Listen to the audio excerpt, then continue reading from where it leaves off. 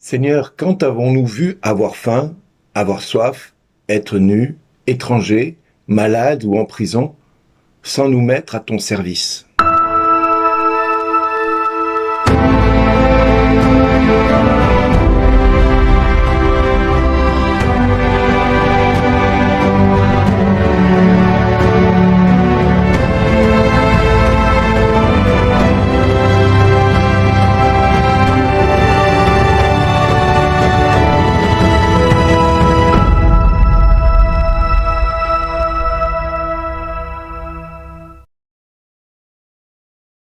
Bonjour les amis, heureux de vous retrouver ce matin. Et ce matin, les textes sont clairs, ils sont limpides, il ne faut pas tourner autour du pot. Si dans le passé, avec Moïse, il y avait la loi qui permettait aux hommes de pouvoir vivre ensemble en harmonie et de permettre à ce que tout le monde puisse vivre dignement et sereinement, cette loi qui permettait aux hommes de ne pas faire de tort aux autres et de se comporter correctement, eh bien avec Jésus, il n'y a qu'une seule loi qui tient, il n'y a qu'une seule loi qui va être mise en place. Cette loi va être radicale, elle va être exemplaire. Et cette loi, c'est l'amour. L'amour par-dessus tout. En clair, on aimera le Seigneur notre Dieu de tout notre cœur, de toute notre force, de toute notre âme, de tout ce que nous avons, et puis notre prochain comme nous-mêmes. Mais Jésus va parler du prochain d'une manière tout autre. Si avec Moïse, il y avait des sanctions, pour tout ce qu'on pouvait faire contre l'autre, eh bien Jésus va nous montrer simplement que la sanction, c'est nous qui nous l'infligeons, ce n'est pas les autres qui vont nous l'infliger.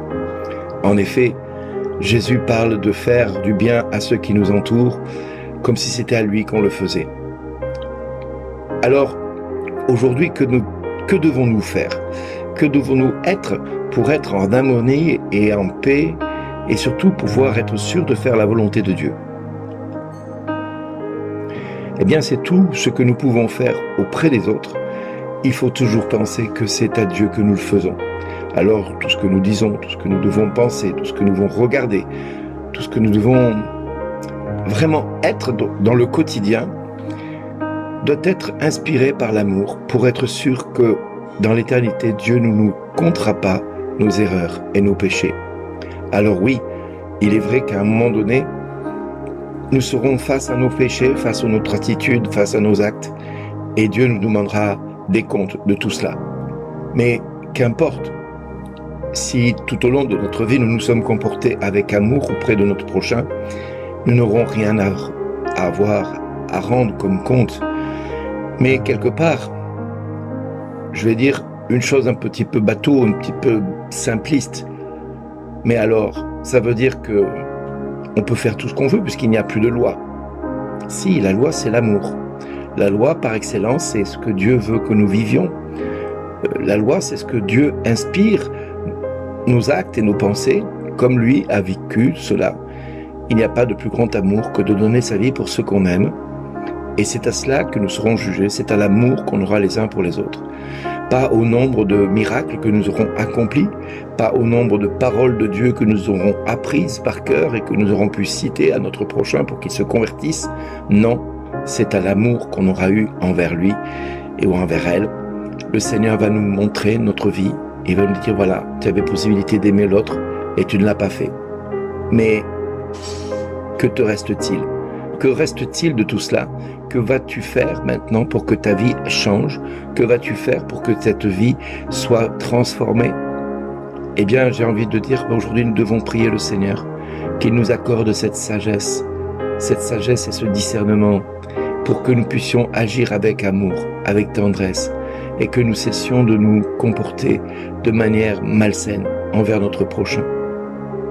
Oui, le Seigneur nous demande et nous dit: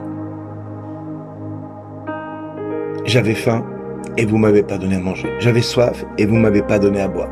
J'étais nu et vous m'avez pas vêtu. J'étais étranger, vous ne m'avez pas accueilli, malade ou en prison et vous n'êtes pas venu me visiter. Et nous ne sommes pas venus nous mettre à ton service. Voilà, c'est ce que Jésus va regarder dans nos vies. Mais au final, c'est nous qui allons dire au Seigneur: Seigneur, je ne suis pas digne d'entrer dans ta demeure. Dans l'état où je me suis trop mal comporté tout au long de ma vie. Alors Seigneur, pardon, pardon et nous ferons appel à sa miséricorde. Et si sa miséricorde est assez grande à ce moment-là, et heureusement pour nous, elle est infinie, sa miséricorde. Il nous faudrait vraiment faire beaucoup de choses pour ne pas être accueillis. Mais la condition, ce sera la repentance. Alors, n'attendons pas la dernière minute, parce que nous ne savons pas quand est-ce que le jour ou l'heure où le Seigneur va venir nous chercher. N'attendons pas la dernière minute pour nous repentir de tous nos manques d'amour. Comme disait Thérèse, si j'avais commis tous les crimes possibles, ça ne serait qu'une goutte d'eau que d'être dans un brasier ardent, comme la miséricorde l'est. Eh bien oui, aujourd'hui, nous avons la possibilité de nous repentir.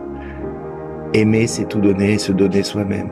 Aimer, c'est oublier qui nous sommes pour que l'autre puisse vivre dignement et sereinement. Mon ami, mon frère, ma sœur, sois sûr d'une chose, c'est que Dieu t'appelle aujourd'hui à aimer ton prochain. Cesse de penser qu'à toi, cesse de penser qu'à ton esprit, à ton cœur, à ta vie, à ta maison, à ton bien, à ta fortune. Ouvre ton cœur, laisse ton cœur parler, laisse-le montrer le chemin que tu dois emprunter. Père, au nom de Jésus, je te prie pour chacun de mes frères et sœurs. Je sais que tu m'écoutes quand je te demande certaines choses. Quand je te demande que ta volonté soit faite sur la terre comme au ciel, je te demande que cette volonté permette à tous les hommes et toutes les femmes qui entendront ces 7 minutes puissent entendre que l'amour est le premier des commandements qu'ils doivent mettre en place et vivre ce commandement jusqu'au bout de leurs ongles, jusqu'au bout de leur expérience de vie sur terre.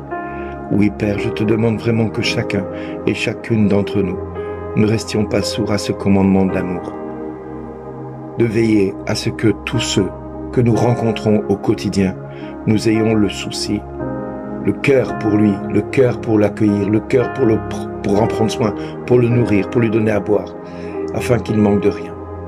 Oui, si ta loi, Seigneur, est parfaite, qui redonne vie, la charte du Seigneur est sûre et qui rend sages les simples. Tes préceptes, Seigneur, sont droits, ils réjouissent mon cœur. Le commandement du Seigneur est limpide, il clarifie mon regard. La crainte qu'il inspire est pure, elle est là pour toujours. Et tes décisions, Seigneur, elles sont justes, elles sont vraiment équitables. Accueille, Seigneur, les paroles de ma bouche, le murmure de mon cœur, qu'ils parviennent jusqu'à toi en ce jour. Seigneur, mon rocher, mon défenseur, viens vite à mon secours. Aide-moi à me reconnaître pécheur et à te demander pardon pour toutes les fois où je n'ai pas su aimer mon prochain. Amen. Merci d'exister.